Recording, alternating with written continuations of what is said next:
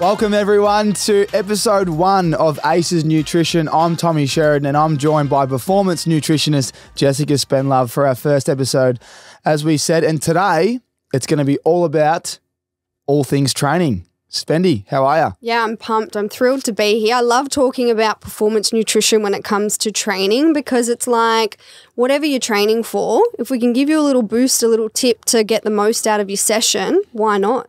Well, I just want to look good this summer and spring, Spendy. So me, selfishly speaking on behalf of myself, I just want to know all the things about training that I've forgotten about since I played footy, because they're no longer in front of me. I've got to go out to the shops and buy the foods.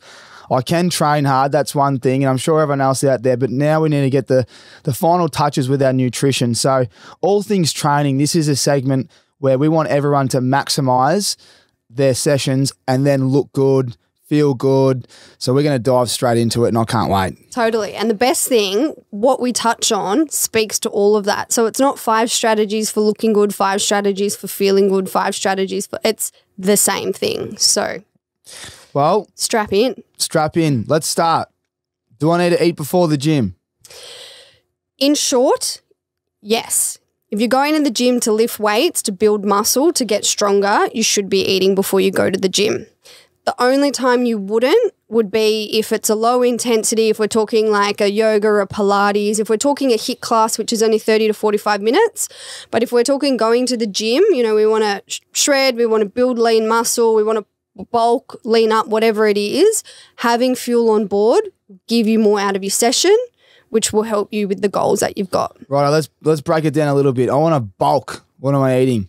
So let's talk about, are we doing morning sessions, afternoon sessions? We should cover off all the types of training because it is going to differ a little bit. Okay. Well, I feel like it's going to be a tough one. Maybe let's do both. Let's do late arvo and early morning. Perfect. Because I feel like most people are at work during the day, and if they're not, then they're a bit of an outlier. Yeah. I might be the outlier, but I'm just saying I think, well, you'd know. Do most people come to you with their programs and work out in the morning and night? Yeah, look, that would be the typical scenario that I would see. And even when we talk about if there is someone who trains in the middle of the day, what we probably touch on for the afternoon will still speak to that. So beautiful. Let's start with our morning birds, people that get up, go to the gym before they go to, work, the office, the work site, whatever it might be. If you are going to the gym to gain muscle mass, you need to be eating before you go to the gym. So we'll give you some of those ideas in a second. But what I want to say there is, think about it this way. You've had your dinner, you've maybe had a snack, you've then slept for how many hours? Point of that being you probably haven't eaten in 10, maybe even more hours. So if you want to grow muscle, we need to bridge that gap. So look, if we're talking like someone who's at the gym 5:30, I get that it's hard, but just even if you can start with something there. So I know in the last episode or the intro one where we touched on what we were doing in this podcast, I threw around the idea of a yogurt quite a lot, but I love it because it's just a pouch you can grab. We particularly want the high protein one. So like your YoPros, your Chobanis, they're really good brands. Just straight off the shelves, one of those little ones. Grab and go, bang, love Perfect. it.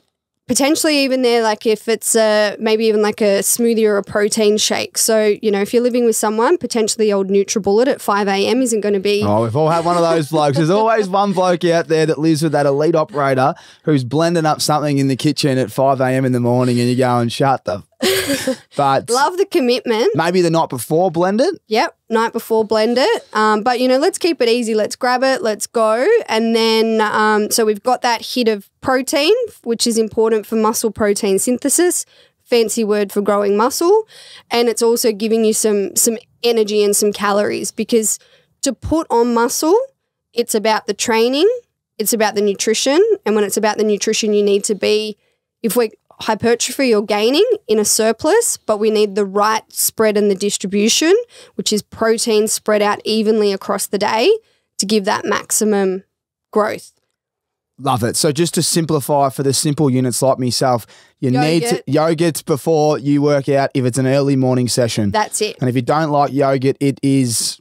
We're blending up a smoothie the night before, or we're, maybe doing a little overnight oats combo, or... So we just got to get something in the system pre-workout to put muscle mass on. preferably a combination of a little bit of protein and carbs. So there you go. Do not do what I've been doing and go to the gym. I'm going to start doing that now because I sometimes just get up and go. I think I'm doing, great things. Get that meal in so I can get above 80 kilos myself. There you go. Love it. Now it's the afternoon. You just spoke about having a meal before, waking up at 5:30 or whatever it is, nice and early, and you get that workout in. What about in the afternoon? So similarly, we want to have had something. So if you're training 5:30 after work and lunch is 1 o'clock, there needs to have been something. Since then, 4 hours is way too long to then go to the gym and think that you're going to train and get the results you want. So, depending on what your day looks like, if you can get that kind of snack in, again, whether it's like a muesli bar and a yogurt, maybe it's some banana peanut butter on toast, maybe it's a sushi roll. Like we're talking that kind of thing 2 hours before.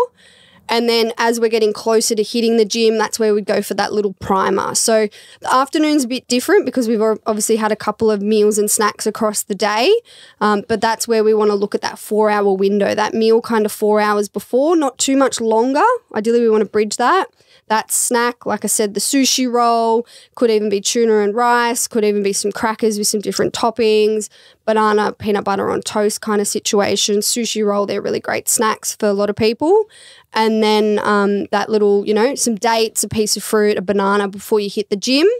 And then definitely we want to look at what you're doing after, which I'm sure we'll get to. So, if you're working, you're corporate, you're tradie, you're doing something, you're going to the gym, you must have that snack 4 hours out. So we want the meal 4 hours out. Yep. So say lunch, you just, your chicken wrap or, just something healthy. Something, yeah. With the four elements. The four elements. And the 4 elements are? That's it. We want some carbs, so some rice or some, wraps or some sourdough, some protein, so some chicken, some tofu, some beef. We want colours, pretty self-explanatory, just lots of them, veggies, salad, fruit, healthy fats, smoked salmon, tuna, avocado, olive oil, nuts and seeds. So meal 4 hours out, snack 2 hours out, sushi roll if we're savoury, tuna and rice if we're savoury, peanut butter banana on toast if we're more sweet, yogurt, muesli and fruit if we're not sick of that, depending on if we've had that across the day. 30 minutes before, we want a little primer just to top up, just to get ready to go. Banana, dates. There you go. So you've done that perfect. 4 hours out, lunch or whatever you're eating, big meal with your 4 elements. 2 hours out, your snack. 30 minutes out, your primer. We've already touched on what a primer looks like. And then you hit your gym session and you bulk up and you smash it, right? And you've done it, you've done a vigorous program with, you've been lifting a lot of weights. You're knackered. You come out of the session. Now what about post-session? And I want to start in the morning now again, and before we go back to the afternoon slot, what are we eating afterwards? Because I feel like we just ate a lot of food for the afternoon, but in the morning we ate very little. So does that mean it's different? So no, not necessarily, because it's, the thing I want to talk about when we think about nutrition for training, nutrition for performance, nutrition for muscle growth, it's also about what you do 24/7. So while there's like the acute, what we do right before and right after, it's that global chronic picture of what do we eat across the day to compound those results. So post-training, we want to get a meal 30 to 60 minutes after. So that could just be your breakfast. Depending on where you are, what you're doing, if you're taking it with you, maybe you've made your overnight oats with some milk, some yogurt, maybe you're more plant-based, so you got a bit of protein powder with some oat milk or something in there, fruit, nuts, all the elements.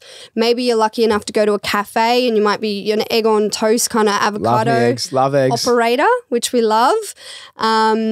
Or maybe it is like a smoothie. Maybe it's just some frozen banana, some oats, some milk, some yogurt. Again, if you're not too big on that, maybe we're subbing that out for a protein powder.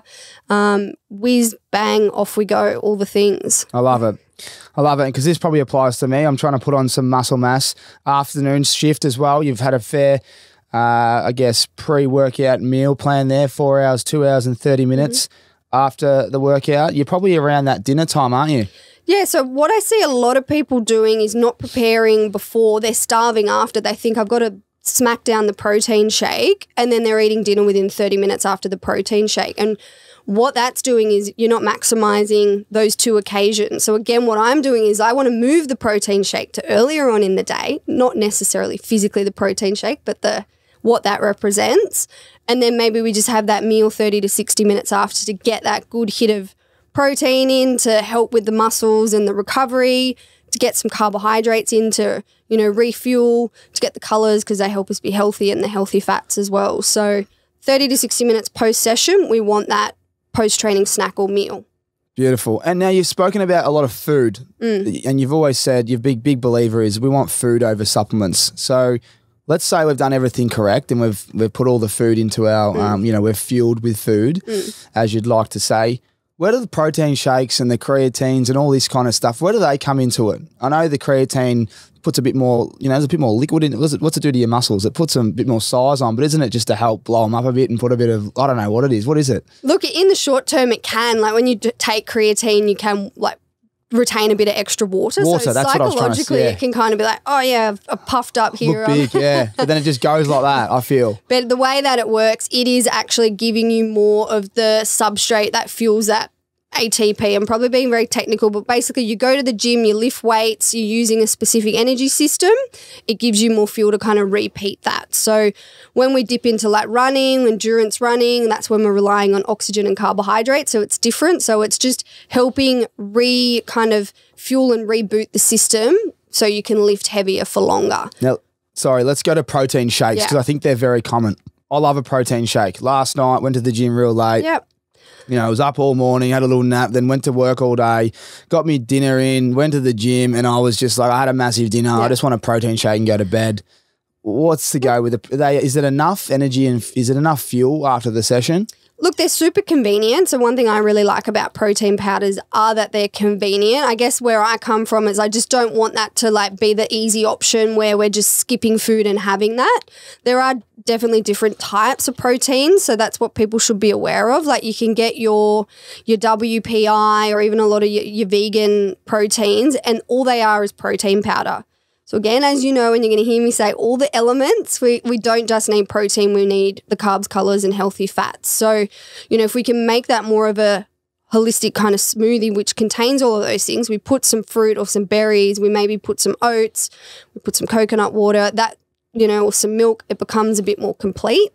But then we can kind of get the more mass gainer ones, which to be honest, most of them are really just that protein, whether it's whey or the vegan, and then they've added carbohydrates. So, with a lot of those ones, you're kind of paying a lot more for something you could naturally do yourself. So what I kind of tend to recommend to people is get your WPI or your plant-based proteins, and then let's add stuff to it, which gives you more nutrients and fills it up. So look, I'm, food first, as you know, but there is definitely a place for protein powders. It can either boost up a meal, so like your oats makes higher protein content there, or it's just convenient. Like you said, I've had my dinner, I want to have something after. But like I said, just take that lens of what can I add to it to make it a bit more complete. I love it. All things training right here. Do I eat before the gym? The simple answer is yes. Depending on the if it's morning or afternoon, you've obviously got a bit more time to prepare for the afternoon, but get something in to put on muscle mass in the morning, whether it's a yogurt to go or something like that. Love it. Now let's flip it. Now I want to lose weight. I want to just lose body fat. I want to lean up. I'm obese. I want to lose whatever, right? I got a goal. So for me personally, I'm trying to put on weight, muscle mass, but for someone else out there that wants to lose weight, maybe shred a little bit, but also get rid of some body fat, what's the difference between what you just spoke about then? Look, a lot of people are surprised when I kind of lay it out for them. Obviously, there needs to be a calorie deficit, so volume will change, but often that will come from potentially reducing, I'm not saying removing, reducing the amount of carbohydrates at certain meals and reducing the amount of healthy fats, very energy dense. What it doesn't mean is a lot less frequent eating, because growing muscle and even retaining muscle when we're in a deficit, it's about regularly. Think of it like a plant. It's kind of like if you knew I've got this plant and I need to water it 5 times a day, that is exactly what needs to happen, whether we're trying to gain muscle or lose body fat, because we want to retain it. The difference then comes in what we pair with that. So we still want those regular occasions of eating. Some sessions might be fasted, but again, like if you're going to the gym and you're wanting to put on, retain your muscle in the process, I'd still be eating something before you go. I'd still be having a good recovery meal. It's just when we're getting further away from the training session, we maybe start to have, like I said, less carbohydrate, less healthy fats. The protein piece is still there because that satisfies us. It retains the muscle when we're in a deficit. And then with like abundance of colors, salads, veggies, there's not much in them. They have a lot of fiber, which fill us up when we're trying to be in a deficit. So I think what I see a lot of people doing wrong is they go, I want to lose weight, I need to eat less frequently, I drop things out, so I might only eat 2 or 3 times a day. Whereas it's like you'd actually be more beneficial in still eating 4 or 5, just smaller meals and focusing on what's in them. There you go. And I think a lot of people, I mean, I know this, I've seen athletes do it, their skin folds are high, this does work, you don't feel great. You know, I've had my second coffee today, might have 2 strong, lattes in the morning. So you've had 4 shots, metabolism, you're not hungry and you can just get through and all of a sudden you can still tick the box of what you have to do. You do lean up, but it's a bit of a cheat code, isn't it? That's it. And I mean, it's kind of like, how do you want to go about things? And I think people are looking for a bit more of a sustainable approach. And like, as you know, I'm a realist. Like I like to eat the food and, have some bevs at times. And when people want to have the goals, it's like you can still do that, but how do we kind of best sustain and maintain that? And if you apply this kind of regular repeated eating, which might slow things down, doesn't speed things up as quickly, but it will mean when you get to where you're going, you can stay there a lot easier. I love it. So should I train fasted or not? So if you're going to the gym to do weights, I wouldn't. If you're doing a cardio session and it's like a 30 to 45 minute, you can. But anything longer, like a 60-minute plus kind of run, I know like, you're quite the runner. So and if anyone 60's a lot. I wouldn't go longer than. All right, if it's a 30-minute run, you can train. You can definitely do that fasted. So fasting's fine. And is that good to shred? Fasting, if it's cardio and it's like 30 minutes or less, or it's low intensity. But if you're going to the gym to lift weights to build muscle, even if you're trying to lean up, you need to be having something before you go. And why is that? What's the term there? What are we using with our body and our systems? So we start to provide our body with some fuel which helps you lift more in the session, but it also starts the process of that muscle protein synthesis. So you start to kind of give your muscles some of the fuel that it needs post-session to repair and replenish. Yeah, and if you're not doing that, you're just not gaining, are you? So you wouldn't be, so your actual performance in the gym, you're not going to be lifting as heavy the next session if you don't do the right things with your nutrition. The thing I hear a lot of people say is like, my goodness, I have so much more energy in the session, or I recover like quicker, or I'm going for longer. So that's the difference. Like by having something on board, you'll get more out of the session, and then nailing your nutrition after you maximize that adaptation, which means you get the most out of the session. Do you feel, I mean, you're no, strength and conditioning coach, but you've worked with the best for however many seasons, 12 or 13. Do you find that people just apply this mentality towards their gym program and kind of just don't really give their nutrition a chance? Totally. It's like a gym program, something is a bit more tangible, whereas nutrition something which isn't as tangible, and it's dialing into how you feel, which again is something which is less objective, and it's also just trying a few things like, what you told me before my, really intense sessions. I didn't used to eat much because I'd vomit. Like if people have some kind of adverse effect when they've tried something, they can kind of be put off it. Whereas, it's kind of like, this is what you need to do, but this is your list of options, and it's having that knowledge to do that. So yeah, I think like people want to dial into their training, which I love, but it's like by not looking at the nutrition or neglecting it, you're getting like 50% or less than what you could have out of it. That's well said. So what are the benefits of training fasted? Like for example, this morning I woke up, we actually discussed before jumping on the pod, I need to get moving, I need to go for a run. So I went for a 25-minute run, medium to high intensity, felt amazing, but didn't eat before it. Is there any benefits of doing that? And that's, training less than 30 minutes fasted is actually like a strategy which we can use to kind of build endurance capacity. And also there is some evidence around like shifting body fat. I guess the thing where that kind of then flips is if that session goes for a lot longer, that will kind of be negated by the lack of performance from the lack of fuel. So there's a benefit to doing it if it's less than 30 to 45 minutes. Yeah. There you go. What's the anabolic window? Anabolic window, a lot of like, it gets a lot of hype. It's around like the time between training and then eating. And I think what a lot of people think is, after that kind of 60 or so minutes, it's like the doors open and then the door closes. It's like, nah, you don't get the results. Where it's like, it's not as short and sharp as that.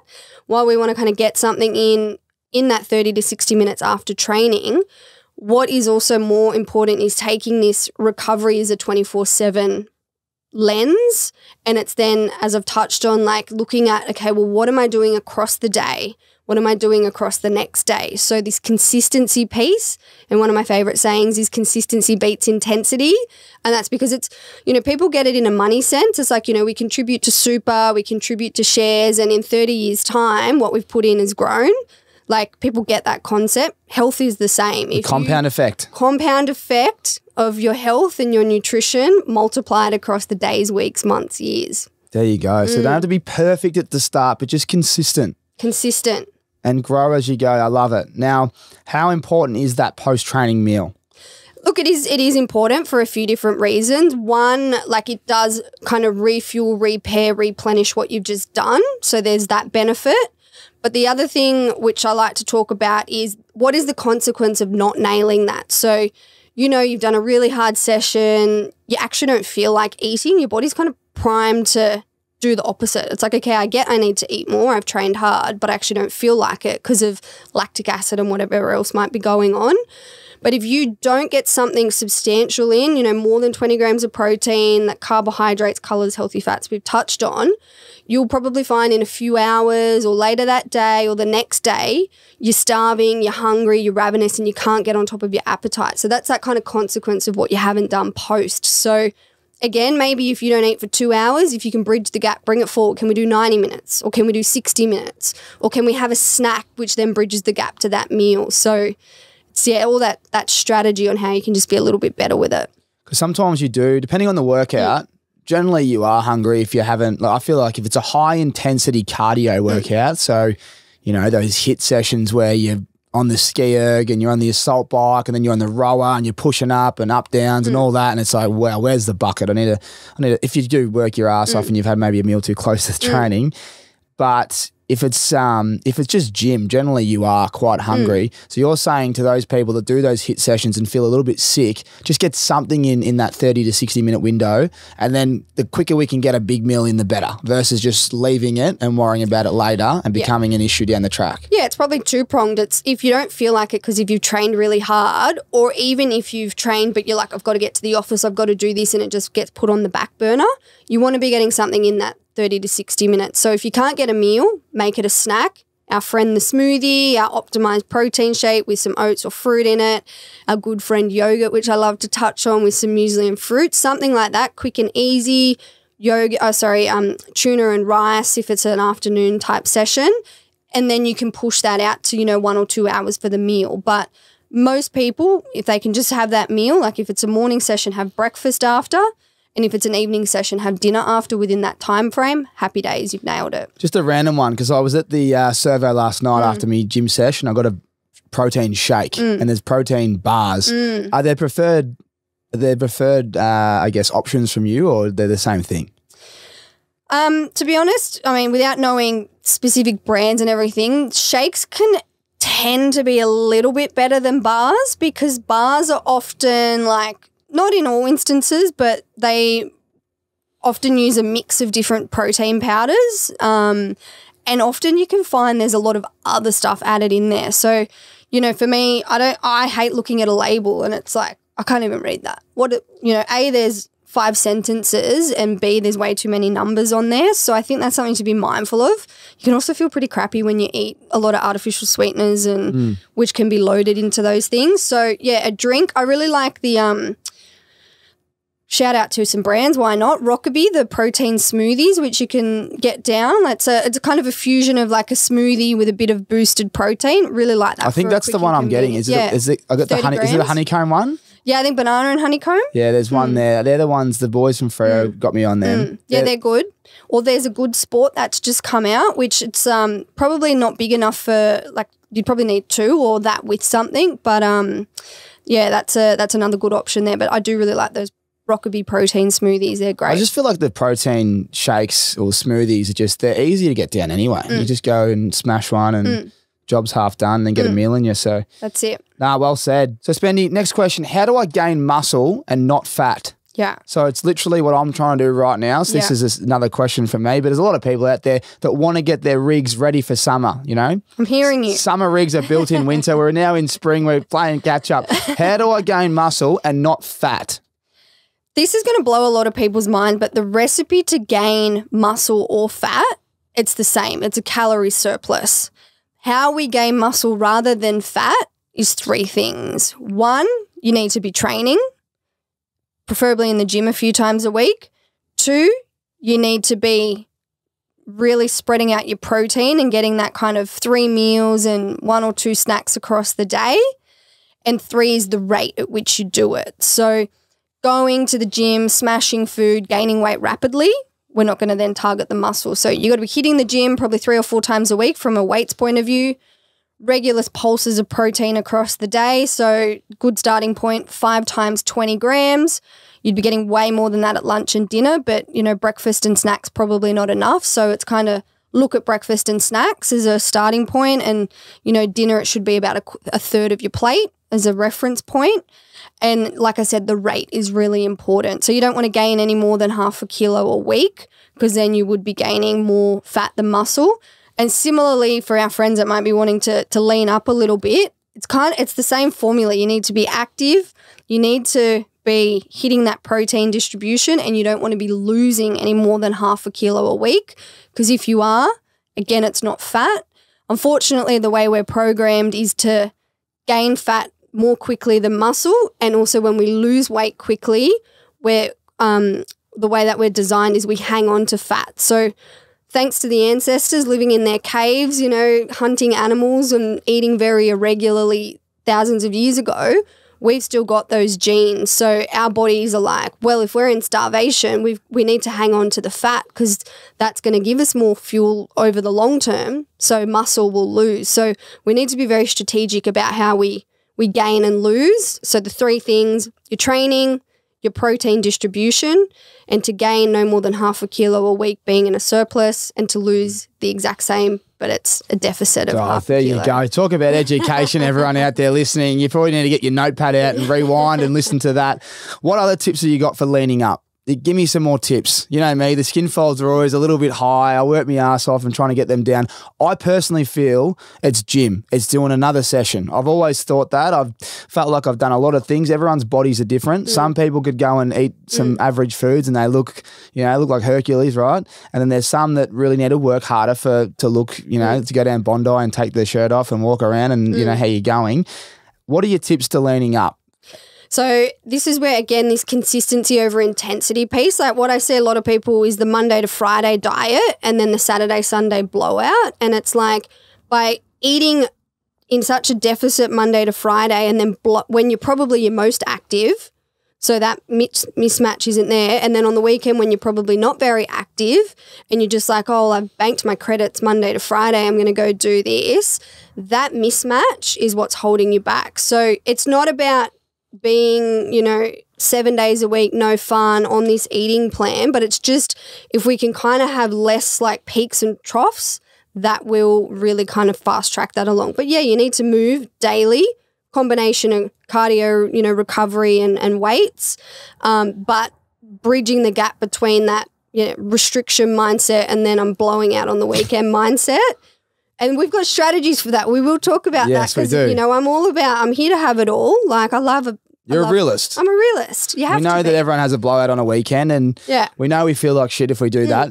But you're saying that if we can just get that exercise in on the Saturday and you can have a few drinks Saturday night and you might feel average Sunday, but if you can continue to move and continue to eat good foods and not cheat too much. They do talk about cheat days. What do you thought? Like, that's another question I got for you. Everyone says have a cheat day. I don't really agree with it. What do you think? I don't subscribe to that because again, that mindset's really about I have to eat like, you know, to the gram through the week and then I just blow out. I don't subscribe to that. I don't think it's a way people can live their life. I think it's, like we said, it's strategies. So, you know, for the Saturday evening, the bevs, it's like we want to eat before we go. And I know we've got an episode on alcohol, so we'll talk a lot more about this. But eating before you go, getting up in the morning and moving, do the crime, do the time, and also then getting back to your, your regular 3 meals and 1 or 2 snacks the next day, rather than going, oh, I'm in bed, I feel terrible, I'm not moving, oh, next minute it's 1 o'clock and I'm off to KFC or something, and then I've had like 2 meals, and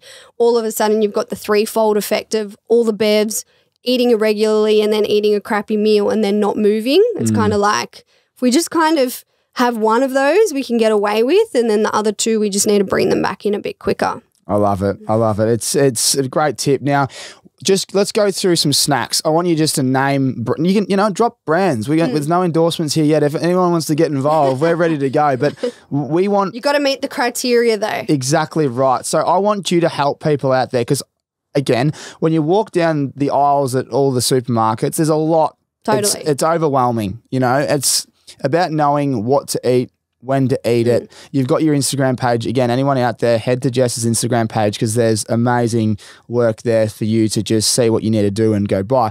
Let's start. Morning options. We're talking about all things training right now. Gaining weight, we spoke about it. Yogurt. Chobani and YoPro, my 2 there. Siggy's is also a good brand, and then Farmers Union have a protein one. But the key with the yogurt is we want to look for one of the higher protein options. So your YoPro, who I'm a big fan of, just even your standard and then the YoPro Perform, both great. Your Chobani's are great. Like I said, it's Siggy's, and then it's your Farmers Union protein. They're all really good options for that. And let's get real. There's some perfectionists out there. There's there's some flavored ones. There's some non-flavored, no sugar. Is there a preferred, or nah? Just get one in. Just get one in. So like there are the plain ones, but if we're going from, if you're not a big yogurt person or we're making a big change, again, like something's better than nothing. So people look at it and go, oh, there's 15 grams of sugar in this one with the fruit. And it's like, okay, well, if you can get the plain and you like it and you want to add fruit and then you want to do this, but if that's a step too far, 15 grams of sugar from a really good quality yogurt compared to what we're having in the snack cupboard at night, by not getting the high protein snack in the morning, again, it's like, what's that trade-off? So love it. Have the flavour you like, people. Love it. Now there's a lot of people out there that don't like yogurt, right? Or they, whatever you call it. What do you call people that don't have dairy? What are they called? Lactose intolerant? Yeah, they just lactose intolerant. Yeah, so give them an option. So if we're going away, if we're talking yogurt, there are some soy ones on the market. So let's go away from it. Let's get just a completely different snack. Right. So let's go maybe team savoury. We might go some like crackers. I'm a big fan of like the in the morning though, like 5. Remember, this is early morning. Oh, this is first thing in the morning. I was thinking morning tea. Sorry, no. This is that person getting out of bed, quick little yogurt, go to the gym. Just an alternative snack for that. So piece of toast with peanut butter. Oh, bang. Toast, chuck Beautiful. It in. Bang. Peanut butter. If it's not peanut butter, can it be anything? Vegemite? Anything like that, or nah? Peanut butter. Peanut butter's good because you get a bit of protein and healthy fats there. Okay, so peanut butter. Yeah. If you don't like those 2 snacks, banana. Yeah. That's enough. Banana on toast. Beautiful. You've done your workout, right? You've done your training. Next thing. So you've done your training. Now we need to get some more fuel in. Give me some options. So for breakfast, honestly, the overnight oats gets a real workout with me. It's quick, it's easy, it's convenient. You soak your oats in whatever liquid. So if you're plant-based, it might be soy milk. If you're, again, you might mix some protein powder into milk. It's a really good option. Or you might be just old school cow's milk and yogurt. Or again, if you're not into that, maybe it's an egg wrap, maybe that you've made the night before, or you might swing by a cafe, and if you can get, a couple of eggs on a wrap with some smoked salmon, with some colours, some tomato or whatever. Happy days, or again, I know the yogurt gets a real workout, but the deconstructed yogurt bowl is really popular. It's just easy and it ticks the boxes. Oat-based muesli bar, big fan of the Carmen's there. Carmen's are my favourite. Squeezy pouch yogurt, so we've got our Chobani or YoPro, do that, and then a piece of fruit. Bang. And then off to work off to work. Okay, it's a great start to the day. We're off to work. It's lunchtime. Whether it's smoko or lunchtime. What do we have in there? So we spoke about tuna and rice. I'm a big bowl. I love a bowl. So it's like, again, we've got our elements, protein 20 grams. So tin of tuna, maybe it's a barbecue chook, maybe you've cooked some tofu up the night before, maybe you've got leftover mince. I'm a big taco burrito bowl kind of gal. So that's our protein. Carbs, again, those rice cups, like I love them. I use them nearly every day. The 40-second ones in the microwave, unbelievable. Beautiful. If we can get multi-blend, and when we do the gut health episode, we'll talk a lot about that. But if you can get the ones with a few types of rice The quinoa and brown rice combo. Beautiful. Yep, Got they're them. the go-to. Colours, pre-sliced salad, make your life easy. You know, the kale slaw bags, or I was at Woolies the other day, and shout out to them. They have these like goodness green salad thing. Honestly, I buy that, put some rice, put some tuna or Protein tofu in it. Yeah. Bang. That's amazing. And thank you for going. I want to rewind quickly. Bacon. We didn't talk about bacon with the egg. Is that a completely no-go? Because I feel like bacon, I don't know. Look, it's not a great food in terms of I wouldn't be eating it every day. But look, if you like it, again, this is where it's like it's not having anything, but it's like don't have the bacon every day. A couple of times a week. So twice a week's max Twice a week max. from the performance nutritionist. From the performance nutritionist, yeah. I gotta cut I the might bacon get out. some hate mail for that. It's funny when I, like some of the infographics I put up, sometimes I'll include ham, which like ham off the bone, and I'll often get comments like, oh, it's a grade A carcinogen. And it's like, you know, there is some correlation with like bacons and these cured meats and risks of like bowel cancer. So that's why we do say like limit and reduce. But I can get some hate mail when I include the real life examples. That's fine. People like that. There's lovers, there's haters. We just focus on the love. So no bacon, just get the eggs, salmon and avocado would be the nice one for brekkie. We just touched on lunch. Now we're going through the day while we're still talking all things training. You know, those people that may be going to the gym later on. We've already touched on some options, but that meal you just spoke about would be the meal you'd have 4 hours out most likely. Yep. Now we're hitting that, 2 p.m., 2:30, that 2 hours out of maybe getting another hit or heading home. What's that? So you said sushi rolls is a good option. Sushi rolls can be good. We might do our cracker. Like this is where like those Arnott's 9 gram Vita Wheats, and then again, depending cottage cheese and tomato, might be like smoked salmon and avocado for a bit more sweet, ricotta or cottage cheese with like berries and banana and honey. Snack plates are quite a good one if you're working from home, maybe if you're not on a job site. But, a lot of people love a cheese and a cracker, whereas it's like, well, can we do that? Maybe add some veggie sticks, maybe add, a boiled egg. So what, like carrots and celery and hummus or something like that? Hummus. You a fan of hummus? Yeah, I love it. What about the spicy hummus? Is that all right? Yep, delicious. Yep, beautiful. So that's all ticked. Yep. Any other combinations out there for people? Smoothies. What else have we got? Like, again, if we haven't overdone the yogurt muesli fruit option. But, whether you're buying a smoothie or making a smoothie on the way home, a little overnight oats can even sit there as well. So you probably hear me say the same things over, but they can move around. So obviously it's not yogurt 5 times a day, but I want people to know that can be a breakfast option, or that can be a snack option, or it can, sit somewhere else. So it's not 50,000 different things. It's kind of the same thing, and change it up. Change up the muesli, change up the fruit, change up the topping. So it's kind of same, but different. I love it. Now we get to, so we've done our training, dinner. Give me some dinner options. And I'll just give you some, you've heard them all before, but. Yeah.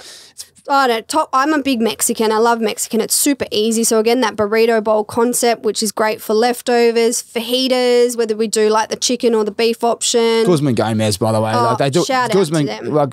Great. If you're on the fly and it's like, I haven't prepared, like this is all well and good. This is about being intentional. But if you just need to grab something quick, convenient, cost effective, GYG. Their bowls are elite. Win. Extra chicken. Yeah. Avocado, they got the brown rice, beans, salad, you got everything, all the 4 elements. All the elements. And that's a perfect dinner, isn't it? Yeah. Give me some other options. I'd order that regularly for myself if I'm, needing something. Same here. Look, the old salmon's a good option. 15 minutes in the oven, again with this brown rice and pre-sliced salad kind of combination. We're moving into warmer months, but soup is such a good thing to cook up and have. Like I'm doing this chicken minestrone thing at the moment, which we've got our veggies, we've got some pasta, some chicken, some different like beans. Super easy. Have it with some bread or have it on its own. Done. Just on bread, you mentioned prior to another, I think it was another episode or maybe when we were talking, good breads and bad. What's a good bread and what's a bad bread? Because I don't reckon people know. Sourdough is great. Basically, if it's dark and it's grainy, it's a better option for you. But if we're needing something and we're about to go for a run, you might not, you actually want something that's going to digest quick. But day to day, 95% of the time, sourdough or dark grainy, rye bread with grains in it type thing. So white bread's the opposite? White bread's like right before you're about to run and you just need something digested, yeah. Otherwise, dark and grainy. All the fiber. I love it. I love it. And if you do all that correctly, there's no need to have a snack before bed. There's no sweets. There's nothing. You should be able to finish your day, have dinner, get on the couch, maybe do what you got to do before bed, unwind, and then hit the hay. That's it. I mean, look, if you've had an early dinner and you go to bed late, you might need a snack. But if you're someone who's like, dinner just is a catalyst for you being hungry, craving sweet foods, I promise you, you're not nailing that front half of the day. And that will get less and quieter. And it's nearly kind of like you might be on the couch and then you might nearly catch yourself and go, oh, I don't actually have that desire to go to the freezer and get the ice cream out, because that is your body and your brain's way of saying, hello, haven't had what I need. Yeah. And just the last one. So some people love desserts. They love something. There's a lot of talk about fruit and having too much sugar. Is there too much fruit that you can have? Because we've already mentioned our day's, diet plan. Look, it's very rare I've ever met anybody who's eating too much fruit. And I mean, if we're getting to the point where should be having about kind of 2 to 3 pieces a day. If it's small, like a kiwi fruit, like 2 of them equals 1. Very rarely have I met someone who's just having 10 bananas a day, and it's kind of like, hold on, we need to pull that back.